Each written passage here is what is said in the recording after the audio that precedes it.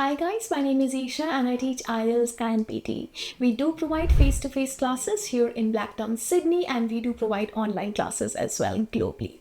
After the 7th of August changes, one hot question, one hot topic which is revolving around in the market is that how to write a good essay or how you can get full marks in the essay when the templates are banned, and of course you cannot use those keyword templates anymore. I'm here to address all your queries. I'm going to tell you what exactly that software is looking forward to if you want to get 85 in your writing, and I'm specifically going to ponder over the essay question. You know what? I have already given the exam, and as you're able to see on my screen that I was able to fetch 90 out of 90 in my writing module. Not even me, even my students are able to get 90 out of 90 in the writing module. The simple explanation is that we teach them what exactly AI is looking forward to. If you think that you've already attempted it a couple of times and you're still confused that how to write the perfect essay, definitely you need to watch this video till the end. After the changes, writing an essay is going to contribute around 25 to 26 marks, which is like lots and lots of marks, my dear students. And you'll be getting only one question, 20 minutes per question, no rollover time. When I say no rollover time, what I'm trying to say over here is that you will be getting 20 minutes, and if you finish in 14 minutes, your 6 minutes, assumingly, will not get transferred to the next question. So it's better that you utilize your complete 20 minutes on one particular question. I know that you know all these basic things already, so I'm just going to level up. I'm going to give you the tips from now onwards that how you can ace your essay writing. Okay. Tip number 1, AI is looking for originality. The more original you write, the better score you get. I know that's a bitter truth that how we will write originally. My dear students, the less template you use, the better score you get. That's why these days we just suggest our students to go with a simple structure. You just need to have a structure in your mind. When I say structure, that means you have to write an intro paragraph, body 1, body 2, as well as a conclusion. And that's how you can frame your essay. To be honest, you know, the way you used to write in your IELTS exam, where you used to frame everything by yourself, that is what PTE, or I can say AI, is expecting from you as well. I have had different cases where the student has followed the template and he was not able to fetch 85, and when I asked the same student to just write originally their own thoughts, to my surprise they were able to actually get 90 out of 90. Even there were like little bit of grammar and spelling errors, but still that student was able to get 90. So what does that shows? That even if you're writing simple things, you're not writing a very complex essay. They're not expecting that from you. Very simple things, but you're actually giving the explanation of the question and everything belongs to you. You haven't cut, copy, pasted it from anywhere, then definitely the AI is going to give you the score. So once again, I repeat, AI is looking for originality. The more original you are, the better score you will be able to fetch. Tip number 2. You have to be a little bit flexible. You can't be rigid. One template fits all or one structure fits all is not possible after 7th of August. For example, if I've given you a structure, we never know that what question will be asked to you in the exam. So basically you have to mold the structure a bit according to the question that has been asked to you. If you think that you just want to rely on one universal template and you will be able to fetch 85, my dear students, it is a little bit trickier after the changes. Of course, if you're looking forward to get 6.5 or 7, then yes, you can be dependent on the structure, not 100%, but 80% you can be dependent on the structure at least. But anyhow, you still need to add your content. So if you think that the structure that is given to you is not addressing what exactly is asked in the question, don't worry, you can mold that structure and you can try to address that question. So in simple words, don't be rigid that, oh, I have to follow this structure, I have to follow word by word whatever your respective institution has given you. Let's move ahead. Tip number 3. The thesis statement that you're going to write should exactly address what you are going to write in body 1, body 2, and conclusion.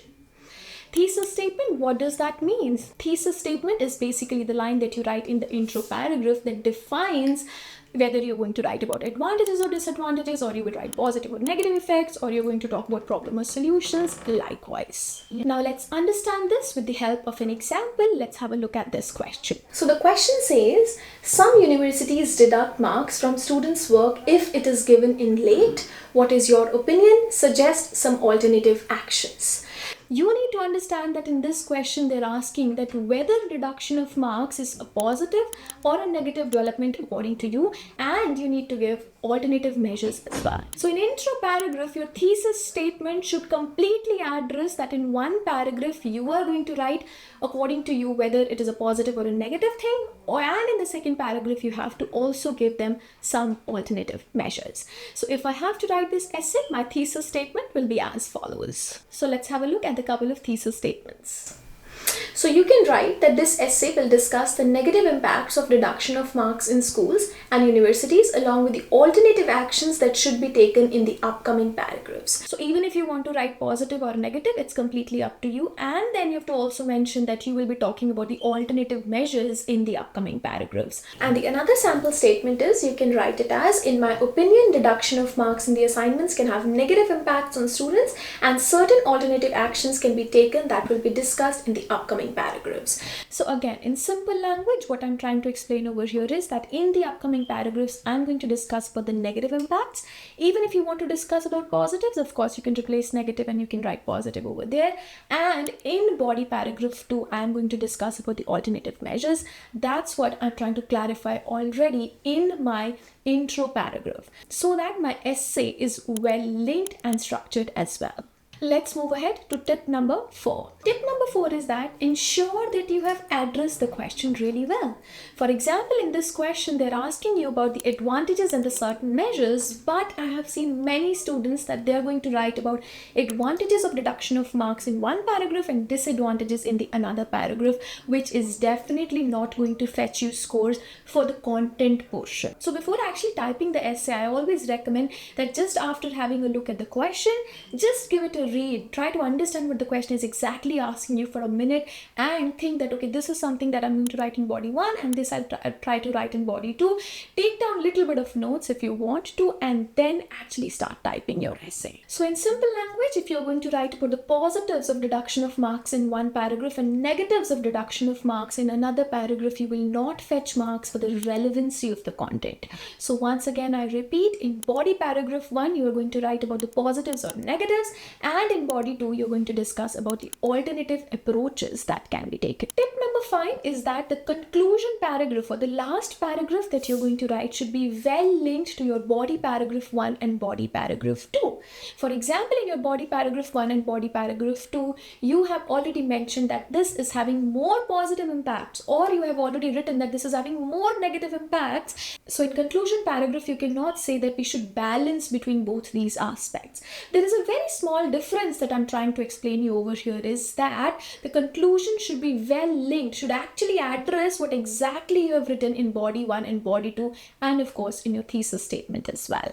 Let's understand this again with the help of an example. So to elaborate, if in your thesis statement you have written that the positive aspects of this are going to outweigh the negative aspects, and again in your body 1 and body 2 you have also mentioned the same aspect, that the positive aspects are outweighing the negative aspects, then in conclusion you cannot say that we should balance between positive and negative aspects. I know this is a little bit tricky, whatever I'm trying to explain, but once again I repeat for you guys that whatever you have written in your body 1 and body 2, the same thing should be written in conclusion as well. So in simple words, the conclusion paragraph should justify your thesis statement, body 1 and body 2 paragraph as well. Tip number 6 is really important for students who are looking forward to get 8 bands, who are looking forward to get 85. Whenever you're writing your body paragraph 1, it must have one reason, one explanation and one example.